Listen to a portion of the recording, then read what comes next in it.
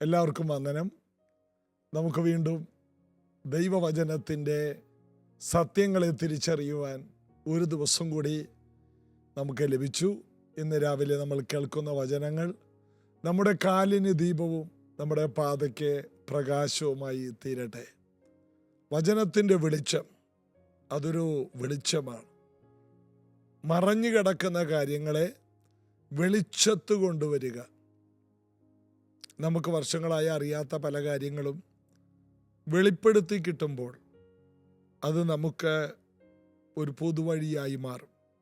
ഷണ്ണൻ വർഷങ്ങളായിട്ട് വായിച്ച കാര്യം ഫിലിപ്പോസ് പറഞ്ഞപ്പോഴാണ്, അതിൻ്റെ അർത്ഥം പറഞ്ഞപ്പോഴാണ് തനിക്ക് സ്നാനപ്പെടാനായിട്ട് ഒരു പുതിയ ചുവട് വെക്കാൻ, ഒരു പുതിയ സ്റ്റെപ്പ് വെക്കാൻ കാരണമായി തീർന്നത്. ഇതുപോലെ ദൈവവചനത്തിൻ്റെ പൊരുളുകൾ തിരിച്ചു കിട്ടുമ്പോൾ ജീവിതത്തിൽ പുതിയ ചില തീരുമാനങ്ങൾ എടുക്കാൻ, ചുവടുകൾ വയ്ക്കാൻ നമ്മെ സഹായിക്കും. അതിനായിട്ട് കർത്താവ് നമ്മെ എല്ലാവരെയും സഹായിക്കട്ടെ. ആഗ്രഹിക്കുന്ന പോലൊന്നും നടക്കില്ല എന്നറിയുമ്പോഴാണ് പലരും നടക്കാൻ പഠിക്കുന്നത് എന്ന് കേട്ടിട്ടുണ്ട്. ആഗ്രഹിക്കുന്ന പോലെ ഒന്നും നടക്കുന്നില്ല. അപ്പോൾ ഒരു പുതിയ നടപ്പ് അങ്ങനെയുള്ളവർ ആഗ്രഹിക്കും, അങ്ങനെയുള്ളവർ ആരംഭിക്കും. അതിന് തെളിവാണ് അബ്രഹാം. ആഗ്രഹിച്ചതുപോലെയൊന്നും 75 വയസ്സ് വരെയും നടന്നില്ല. അപ്പോഴാണ് ദൈവശബ്ദം കേൾക്കുന്നതും വ്യത്യസ്തമായി നടക്കാൻ തുടങ്ങിയത്. ചാർച്ചക്കാരെ വിട്ട്, സ്വന്തം ഭവനത്തെ വിട്ട്, സ്വന്തം ദേശത്തെ വിട്ട് ദൈവം കാണിപ്പാനിരിക്കുന്ന ദേശത്തേക്ക് പോകാൻ അവൻ തയ്യാറായി. അവൻ്റെ ദേശത്ത് അങ്ങനെ ആരും പോയിട്ടില്ല. അവൻ്റെ നാട്ടിൽ ആരെങ്കിലും ഒരു നദി കടന്ന് പോയാൽ അവനെ ശപിക്കപ്പെട്ടവനെന്ന് മുദ്ര കുത്തുന്ന ആ കാലത്ത്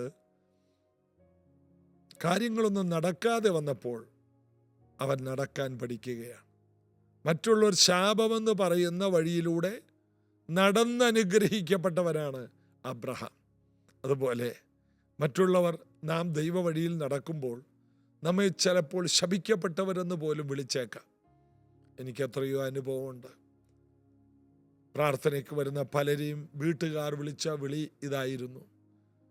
എന്നാൽ അങ്ങനെയുള്ളവർ കർത്താവിനാൽ അനുഗ്രഹിക്കപ്പെട്ടവരാണ് എന്ന് പിന്നത്തേതിൽ ചേർത്ത് പറയേണ്ടി വന്നു എന്നുള്ളതാണ് വാസ്തവം. കർത്താവ് എല്ലാവരെയും അനുഗ്രഹിക്കട്ടെ. നമുക്ക് റോമാലേഖനം 4-ാമത്തെ അധ്യായത്തിൻ്റെ 17-ാമത്തെ വാക്യത്തിലേക്ക് കടന്നു വരാം. അവിടെ മരിച്ചവരെ ജീവിപ്പിക്കുകയും ഇല്ലാത്തതിനെ ഉള്ളതിനെ പോലെ വിളിക്കുകയും ചെയ്യുന്നവനായി താൻ വിശ്വസിച്ച ദൈവത്തിൻ്റെ ദൃഷ്ടിയിൽ അവൻ നമുക്കെല്ലാവർക്കും പിതാവാകേണ്ടതിന് തന്നെ. ഞാൻ നിന്നെ ബഹുജാതികൾക്ക് പിതാവാക്കി വെച്ചു എന്ന് എഴുതിയിരിക്കുന്നുവല്ലോ. 16-ാം വാക്യം കൂടി ചേർത്ത് വായിച്ചാൽ, അതുകൊണ്ട് കൃപാദാനം വരേണ്ടതിന് വിശ്വാസത്താൽ അത്ര അവകാശികളാകുന്നത് വാഗ്ദത്തം സകല സന്തതിക്കും ന്യായപ്രമാണമുള്ളവർക്കും മാത്രമല്ല, അബ്രഹാമിൻ്റെ വിശ്വാസമുള്ളവർക്കും കൂടെ ഉറപ്പാകേണ്ടതിന് തന്നെ. അബ്രഹാമിൻ്റെ വിശ്വാസം ഉള്ളവർക്കും കൂടെ വാഗ്ദത്തം ഉറപ്പാണ്. അപ്പോൾ അബ്രഹാമിൻ്റെ വിശ്വാസം എന്താണ്? 2 കാര്യം താഴെ എഴുതിയിട്ടുണ്ട്. മരിച്ചവരെ ജീവിപ്പിക്കുകയും ഇല്ലാത്തതിനെ ഉള്ളതിനെ പോലെ വിളിച്ചു വരുത്തുകയും ചെയ്യുന്നവനായി താൻ വിശ്വസിച്ച ദൈവം എന്നാണ് അവിടെ നമ്മൾ കാണുന്നത്. ഒന്ന്, അവൻ മരിച്ചവരെ ജീവിപ്പിക്കുന്നവനാണ്. അബ്രഹാമിൻ്റെ വിശ്വാസമാണ്. എന്താണത്? എന്താണ് ആ വാക്കിൻ്റെ അർത്ഥം? ഇവരിറങ്ങിത്തിരിച്ചത് 75-ാം വയസ്സിലാണെങ്കിൽ അബ്രഹാമിൻ്റെ പ്രായം 75, ഭാര്യയുടെ പ്രായം 10 വയസ്സ് കുറവ് 65.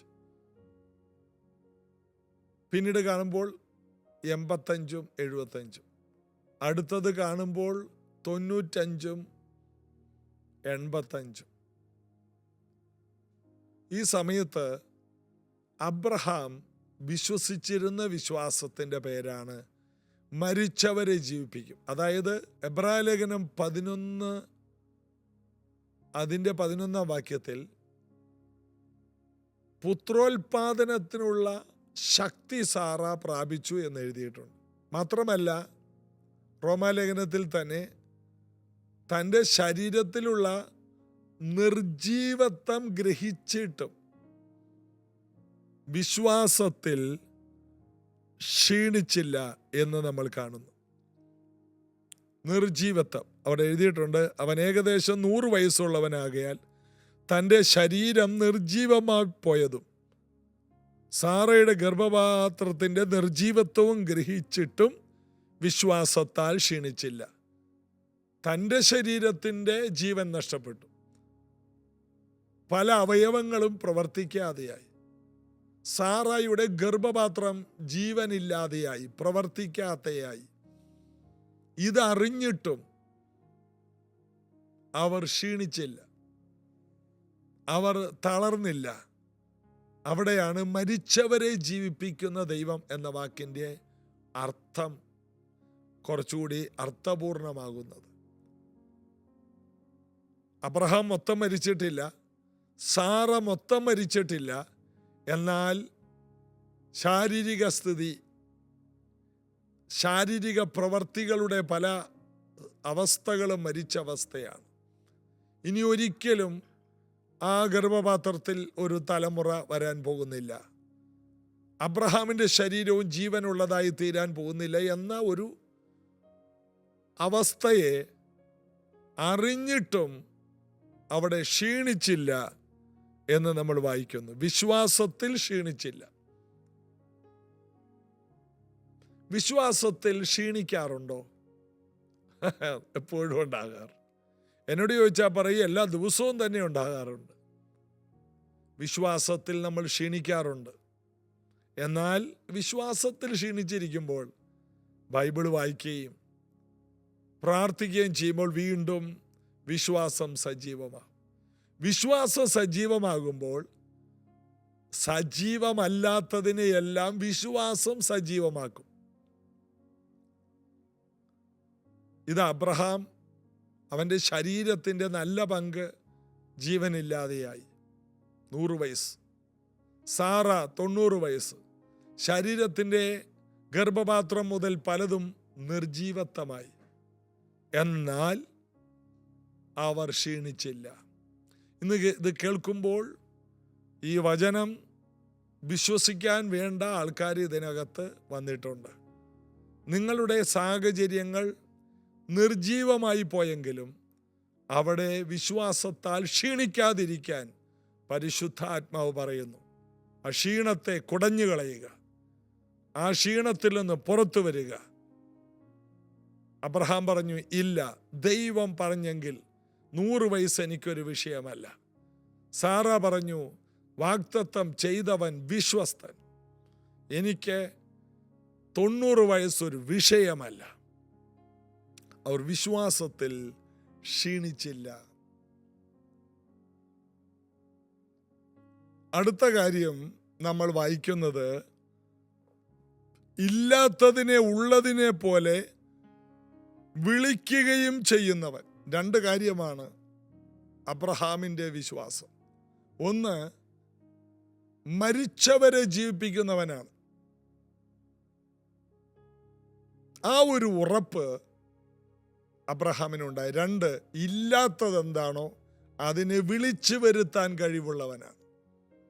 ഈ 2 ഉറപ്പ് അബ്രഹാമിൻ്റെ അടുത്ത തലമുറകളായ നമ്മുടെ ജീവിതത്തിലുണ്ടെങ്കിൽ നമ്മൾ വിശ്വാസത്തിൽ തളർന്നു പോകില്ല, വിശ്വാസത്തിൽ മടുത്തു പോകില്ല. വിശ്വാസം കൊണ്ട് അനേകരുടെ തളർച്ച മാറ്റും. വിശ്വാസം കൊണ്ട് മടുത്തുപോയവരെ പോലും ബലമുള്ളവരാക്കി മാറ്റും. അവർ തളർന്നു പോയില്ല, ക്ഷീണിച്ചു പോയില്ല. കർത്താവിനെ കാത്തിരിക്കുന്നവർ ശക്തിയെ പുതുക്കും, കഴുകനെ പോലെ ചിറകടിച്ച് കയറും. അവർ തളർന്നു പോകാതെ ഓടുകയും ക്ഷീണിച്ചു പോകാതെ നടക്കുകയും ചെയ്യുമെന്നൊക്കെ യെശയ്യാവിൽ പറയുന്നത് പോലെ കഴുകനെ പോലെ മുന്നോട്ട് പോകും. തളരില്ല, ക്ഷീണിക്കില്ല. കർത്താവുമായിട്ടുള്ള ബന്ധമാണ്, കർത്താവിൻ്റെ സാന്നിധ്യത്തിൽ ഇരിക്കുന്നവരാണ് ഈ ജയകരമായ ജീവിതം തുടരുന്നത്. അബ്രഹാം പോകുന്നിടത്തെല്ലാം യാഗപീഠം പണിതു, ദൈവവുമായിട്ടുള്ള എൻകൗണ്ടർ ഉണ്ടായി. എവിടെ ചെന്നാലും ദൈവശബ്ദം കേൾക്കും. എവിടെ ചെന്നാലും ദൈവത്തിൻ്റെ കൂടെയാണ് അവൻ പോകുന്നത്. അബ്രഹാം ദൈവത്തിൻ്റെ കൂടെ നടന്നു. ദൈവം അബ്രഹാമിൻ്റെ കൂടെയും നടന്നു. ഹാനൂക്ക് മാത്രമല്ല ദൈവത്തിൻ്റെ കൂടെ നടന്നത്. നോഹ കർത്താവിൻ്റെ കൂടെ നടന്നു.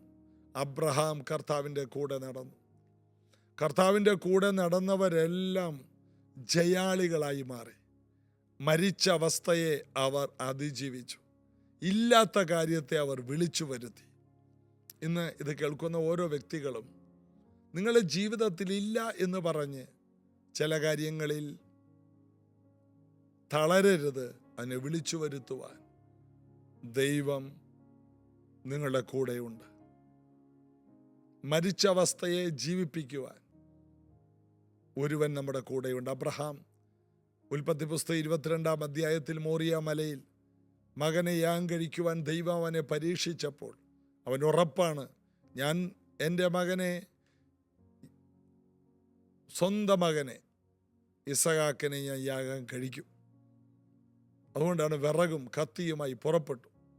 മകനെ കയറ്റി കെട്ടി കിടത്തി കത്തി കൊണ്ട് കഴുത്തറക്കാനായിട്ട് കൈ ഉയർത്തിയപ്പോൾ എന്താണ് അവൻ്റെ മനസ്സിൽ?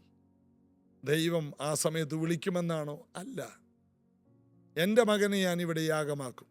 എന്നാൽ ഈ ചാരത്തിൽ നിന്ന് എനിക്ക് എൻ്റെ മകനെ തിരിച്ചു തരാൻ എൻ്റെ ദൈവം മതിയായവൻ. ഞാൻ ദൈവത്തെ അനുസരിക്കുമ്പോൾ ദൈവം എന്നെ കൈവിടില്ല. 100-ാമത്തെ വയസ്സിൽ ഈ മോനെ തന്നെങ്കിൽ ഈ 113-ാമത്തെ വയസ്സിൽ ഞാൻ മറ്റൊരു സാക്ഷ്യം പറയും. 100-ാം വയസ്സിൽ ഞാനൊരു സാക്ഷ്യം പറഞ്ഞു, എനിക്ക് ദൈവം മകനെ തന്നു. ഇനി 113-ാമത്തെ വയസ്സിൽ ഇസഹാക്കിന് ഏകദേശം 13 വയസ്സ്. ആ 13 വയസ്സുള്ള ആ മകനെ എൻ്റെ ദൈവം മടക്കിത്തരും, തന്നു എന്നുള്ള സാക്ഷ്യം അത് ഞാൻ എല്ലാവരോടും പറയും. അതുകൊണ്ട് ഉൽപ്പത്തി പുസ്തകം 22-ാം അധ്യായത്തിൽ അവർ പുറപ്പെടുമ്പോൾ കൂടെയുള്ള വേലക്കാരോട് പറയുന്നുണ്ട്, നിങ്ങൾ ഈ കഴുതയോടുകൂടി ഇവിടെ ഇരിപ്പിൻ, ഞാനും മകനും കൂടി ആ മലയിൽ പോയി യാഗം കഴിച്ച് തിരിച്ചു വരും. ഞാനും മോനും കൂടി പോകും. യാഗം കഴിഞ്ഞിട്ട് ഞാനും മോനും തിരിച്ചു വരും. എനിക്കെൻ്റെ മകനെ തിരിച്ചു കിട്ടും. മരിച്ച മകൻ തിരിഞ്ഞു വരും, സൗഖ്യമാകും. ഈ ഒരു ഉറപ്പ് അബ്രഹാമിലുണ്ടായിരുന്നു. ഇത് കേൾക്കുന്ന ഓരോ വ്യക്തികളും അറിയണം, അതാണ് അബ്രഹാമിൻ്റെ വിശ്വാസം.